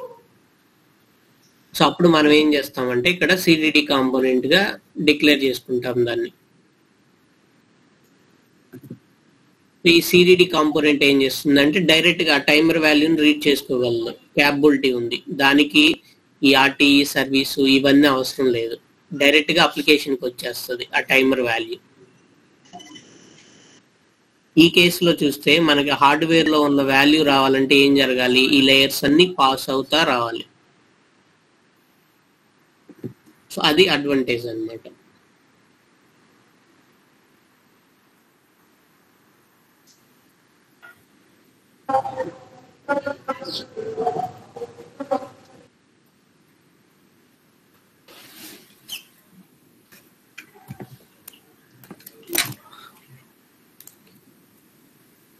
క్లియరా? ఇంకా ఏమన్నా డౌట్స్ ఉన్నాయా సార్? ఇక్కడ ఒకసారి 123 లెవెల్ 01 ఇది చెప్పారు కదా, ఫస్ట్ ఏమో క్యాన్ ఐడి అన్నారు కదా సార్. ఇక్కడనేమో తర్వాత సర్వీస్ ఐడి, యూడిఎస్ సర్వీస్, మళ్ళీ అంటే ఇప్పుడు క్యాన్ డేటా ఇదంతా క్యాన్ లోనే పంపిస్తామా సార్? ఇదంతా service ID, can data, can ID ఇదంతా క్యాన్ లోనే పంపిస్తామా? అవును అవును, ఇదంతాను మన కమ్యూనికేషన్ డేటానే. సో కమ్యూనికేషన్ డేటా అంటే ఇక్కడ ఉన్న మనకు ఛానల్ ఏంటి, క్యానే. కానీ క్యాన్ లో ఫ్రేమ్ లేదు కదా సార్, సర్వీస్ పంపించే ఫ్రేమ్ లేదు కదా సార్. ఫ్రేమ్ అంటే నథింగ్ బట్ ఒక ఐడి అనేది, జస్ట్ ఏంటి బేస్డ్ ఆన్ ఐడిని బట్టి మనం డేటాని డిఫరెన్షియేట్ చేస్తున్నాం, డయాగ్ డేటానా క్యాన్ డేటానా అనేసి. అంటే ఇది ఒక ఆర్బిట్రేషన్ లాగా అనుకోవచ్చు. ఇప్పుడు 7B7 అనేది ఒక ఆర్బిట్రేషన్ లాగా ఒక క్యాన్ ఐడి. ఇక్కడ 123 అనేది ఎలాగో 7B7 కూడా అదే అన్నమాట. ఇప్పుడు మీకు కస్టమర్ 123 అనేది డయాగ్నోస్టిక్స్ రిక్వెస్ట్ ఐడి అని చెప్పాడు అనుకోండి మీకు. అప్పుడు మీరు ఏ డేటా అయితే ఇక్కడ పంపిస్తున్నారో ఇదంతా కూడాను యూడిఎస్ రిక్వెస్ట్ అయిపోతుంది.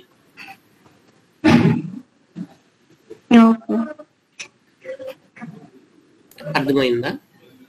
ఇప్పుడు మరి క్యాండిడేట్ అంటే అప్పుడు ఏం పంపిస్తాం సార్ మరి? మన క్యాన్ కూడా మెసేజ్లు ఇస్తాడు కదా, సో దాని ద్వారా పంపించుకుంటాం. ఇప్పుడు ఇంకొకటి, ఇప్పుడు మనకి డిబిసిలో డిఫరెంట్ ఉంటాయి అన్నమాట, మెసేజ్ ఐడీలు మెనీ ఉంటాయి.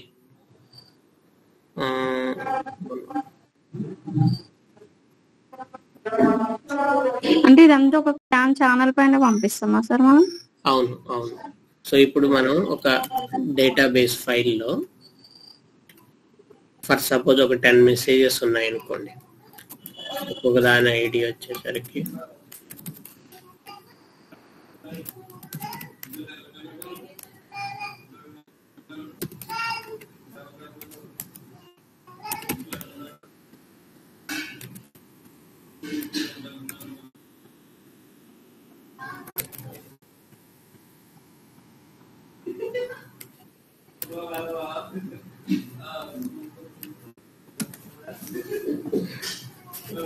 సో ఇవి లిస్ట్ ఆఫ్, అంటే మన ఈసీయు డీల్ చేసే క్యాన్ ఐడీస్ ఇవన్నీ అనుకోండి. సో ఇప్పుడు మనకి 1 2 3 దాని యొక్క నేము సంథింగ్ లైక్ స్పీడ్ డేటా అనేది ఆ మెసేజ్ ద్వారా వస్తుంది అనుకోండి. ఇది ఇంజిన్ స్టేటస్ అనే ఇన్ఫర్మేషన్ ఆ ఐడి నుంచి వస్తుంది అనుకోండి. తర్వాత గేర్ ఏంటి అనేది ఆ మెసేజ్ ద్వారా వస్తుంది ఇన్ఫర్మేషన్ అనుకోండి. సో ఇలా ఈ 6 7 8కి వాడు ఏం చెప్తాడు, యూడిఎస్ రిక్వెస్ట్ అంటాడు, కస్టమర్ చెప్తాడు. 781 యూడిఎస్ రెస్పాన్స్ ఐడి అనేసి చెప్తారు.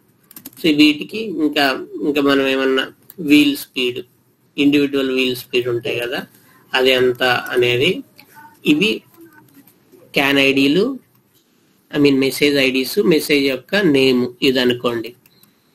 ఇప్పుడు ఇది డేటాబేసు. ఈ ప్రాజెక్ట్ లో మీరు ఈసీయు రీసెట్ ఇవ్వాలి అనుకోండి.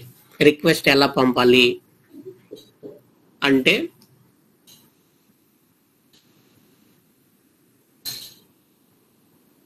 సో ఈ కేసులో మీరు రిక్వెస్ట్ ఎలా ఇవ్వాలి,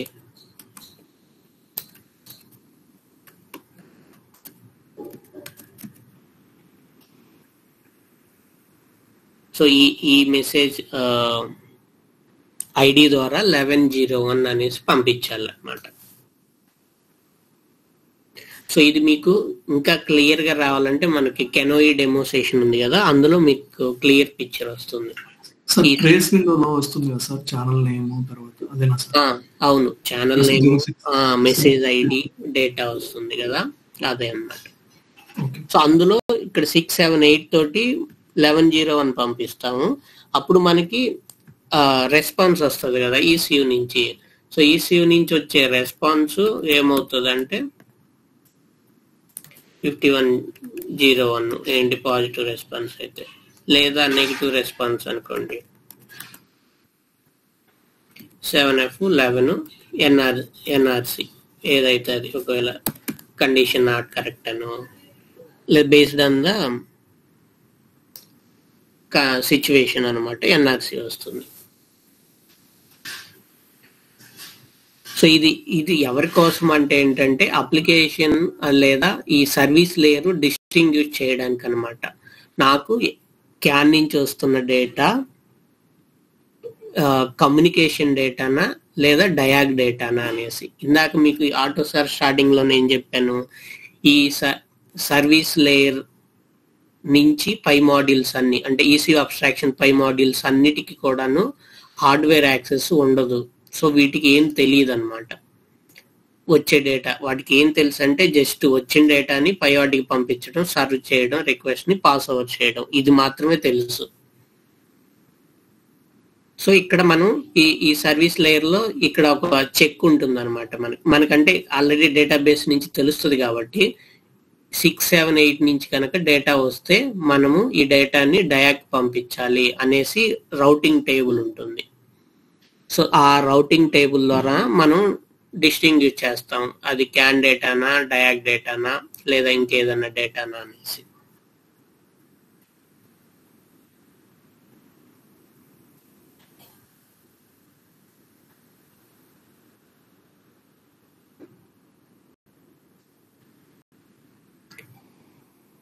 క్లియరా? ఇంకా ఏమైనా డౌట్స్ ఉన్నాయి?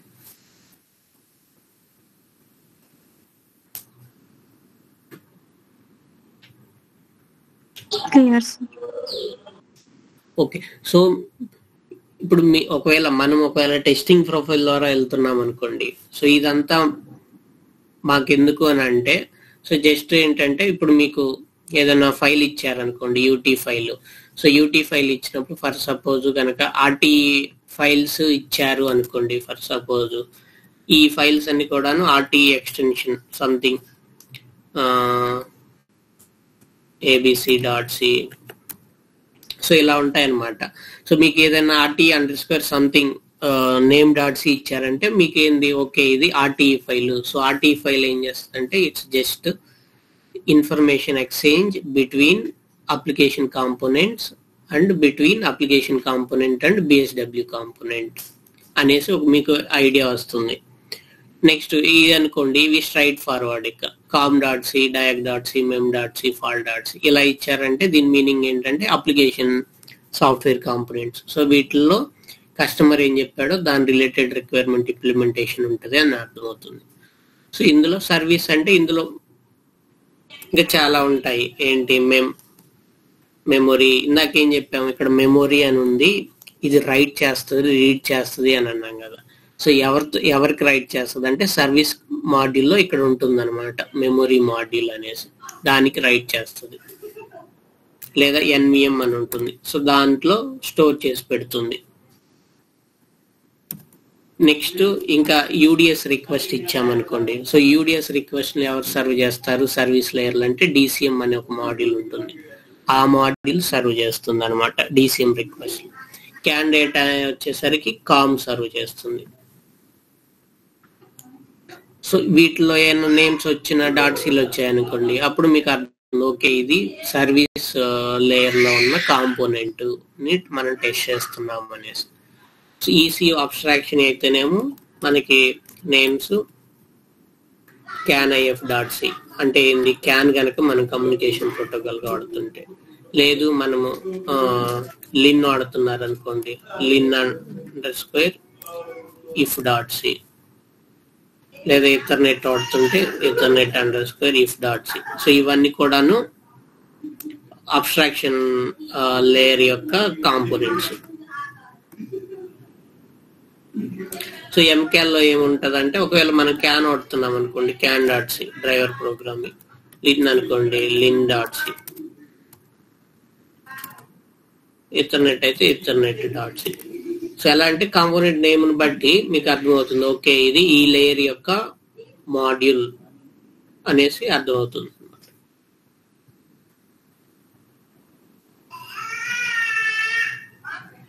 CDDM జనరల్ గా CDD_ మాడ్యూల్ నేమ్ ఇస్తారనమాట, ఏ మాడ్యూల్ అయితే ఆ మాడ్యూల్ .c. సో ఇది స్ట్రైట్ ఫార్వర్డ్, CDD_ ఉందంటే ఓకే ఇది CDD మాడ్యూల్ అని తెలుస్తుంది.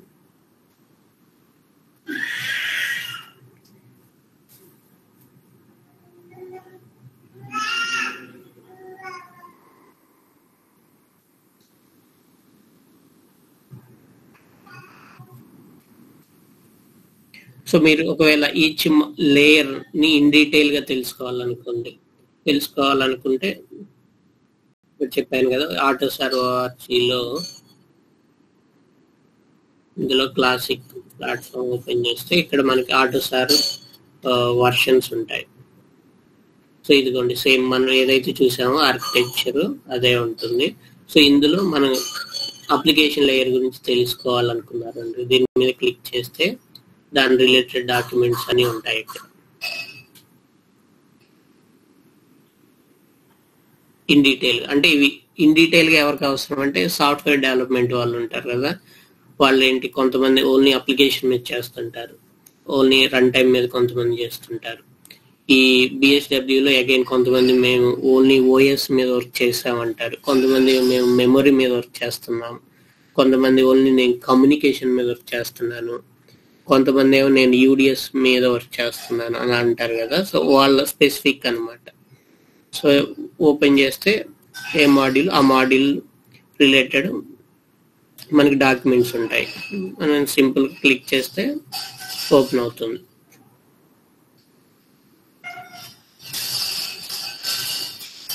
సో ఇందులో మనం ఆ మాడ్యూల్ లేదా ఆ లేయర్ స్పెసిఫిక్ ఏపీఐస్ లిస్ట్ చూడొచ్చు. ఆ ఏపీఐ ఏం చేస్తుంది, ఎప్పుడు వాడాలి అనేది.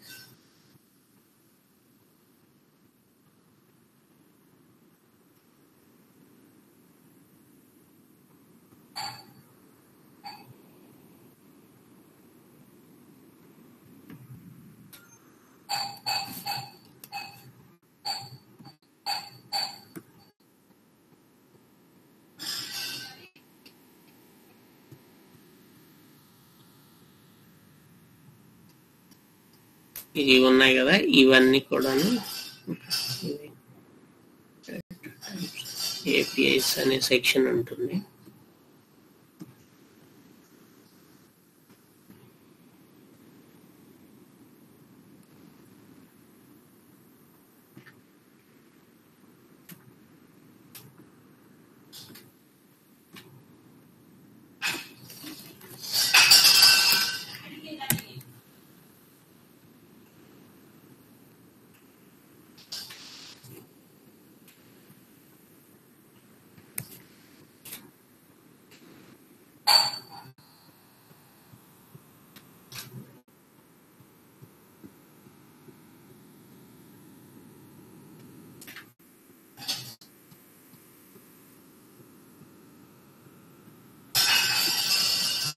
సో ఇవి కాల్ బ్యాక్ నోటిఫికేషన్స్ అని ఉన్నాయి కదా. సో ఇవన్నీ ఏపీఐస్ అన్నమాట.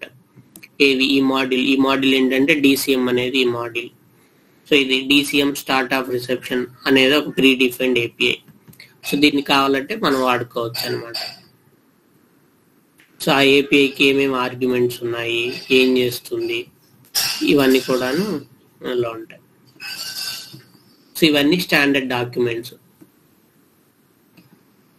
బట్ ఈ మేజర్లీనో ఎవరైతే డెవలప్మెంట్ చేస్తారో వాళ్ళకి యూజ్ అనమాట ఇంప్లిమెంటేషన్ కోసం.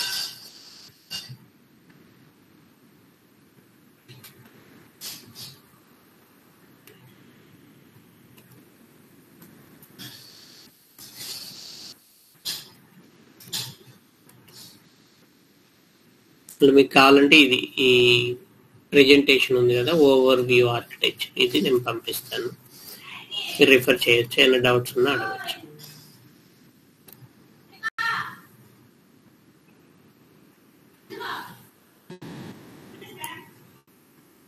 ఇంకేమైనా స్పెసిఫిక్ డౌట్స్ ఉన్నా అడగచ్చు.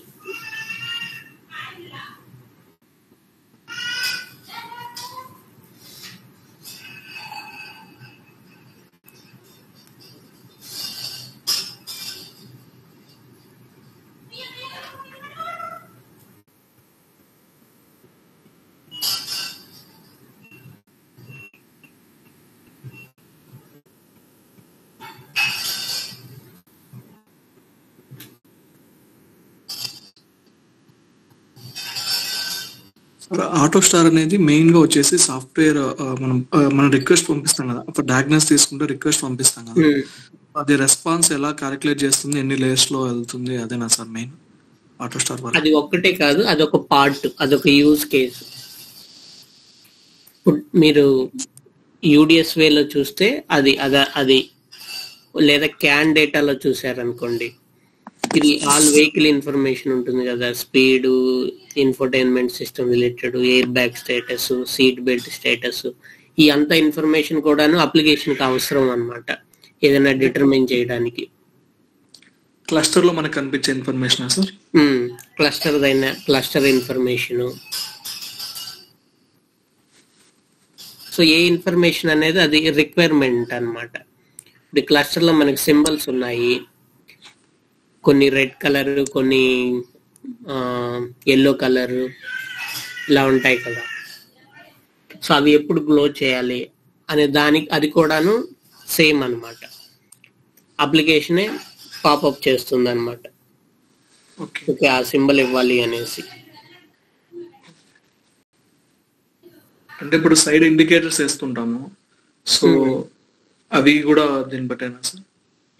ఇండికేటర్ అది డైరెక్ట్ స్విచ్ కంట్రోల్ అన్నమాట.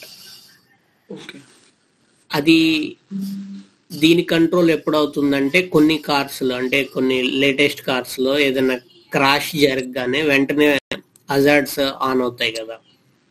సేఫ్టీ ISO 26262 సంబంధించి అది కాదు, ఫోర్ టర్న్ ఇండికేటర్స్ బ్లింక్ అవుతా ఉంటాయి.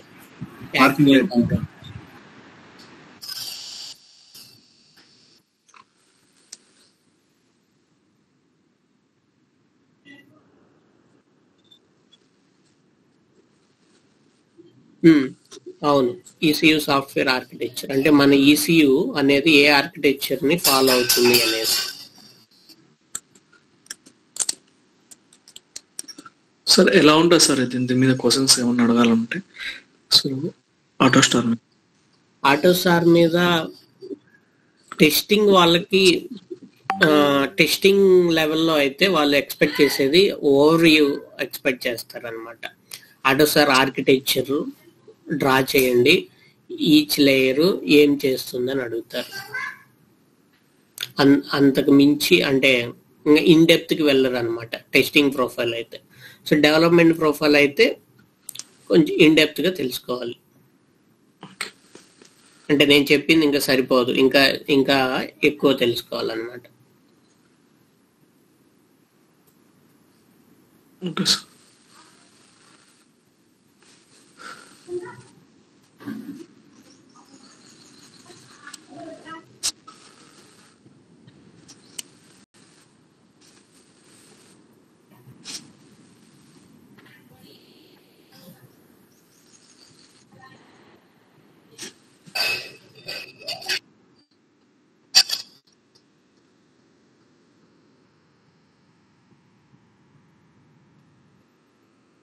నెట్వర్కింగ్ అంటే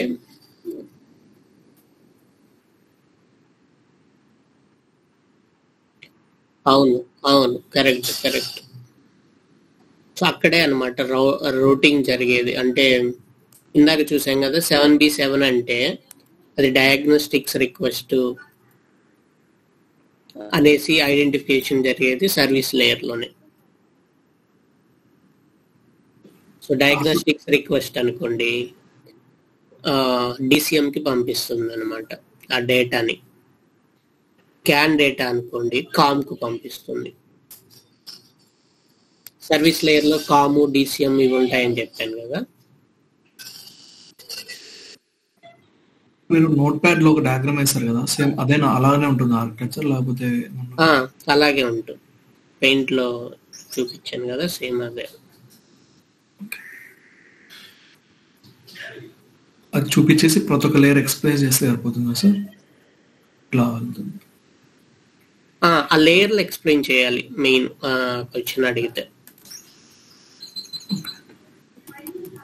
అంటే వాళ్ళు ఎక్స్పెక్ట్ చేసేది ఏంటంటే, ఓకే DCM రిక్వెస్ట్ ఇచ్చాను, DCM రిక్వెస్ట్ ఇస్తే ఎవరు దానికి రెస్పాన్సిబుల్, లేదు నార్మల్ క్యాండిడేట్ ఇచ్చాను, ఎలా ఉంటుంది ఫ్లో అనేసి అడుగుతారు, డేటా ఫ్లో.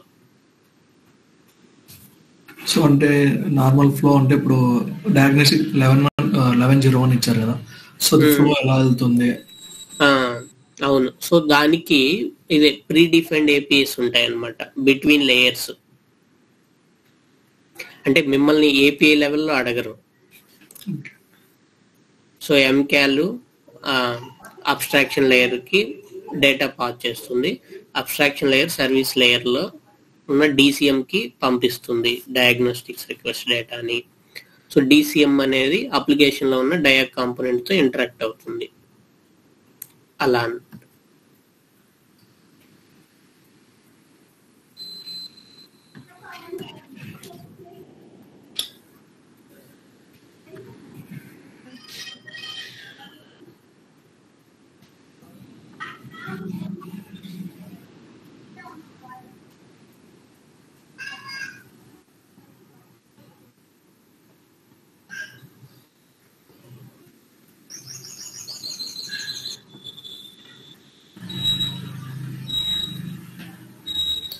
సార్ ఇప్పుడు CDM NVM ఇది చెప్పారు కదా సార్, DCM లో. సో అవి ఇన్పుట్స్ సార్ అవి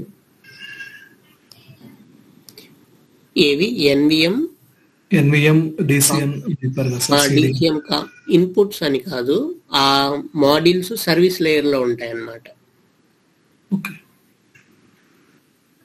సో అది ఇన్పుట్స్ అనేసి చెప్పొచ్చు, అవుట్పుట్స్ కూడా చెప్పొచ్చు. ఇప్పుడు మనం ట్రాన్స్మిట్ చేయాలనుకోండి, అది అవుట్పుట్ గా అవుతుంది. అంటే అదొక సర్వీస్ మాడ్యూల్, ఇన్పుట్ గా యాక్ట్ అవుతుంది, అవుట్పుట్ గాను యాక్ట్ అవుతుంది. ఓకే.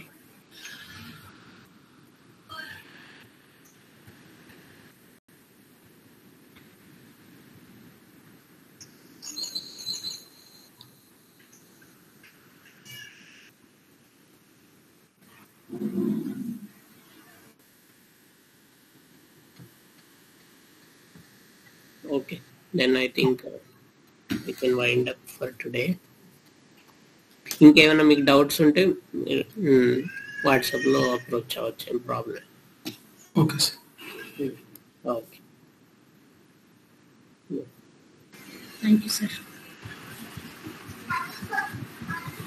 Thank you.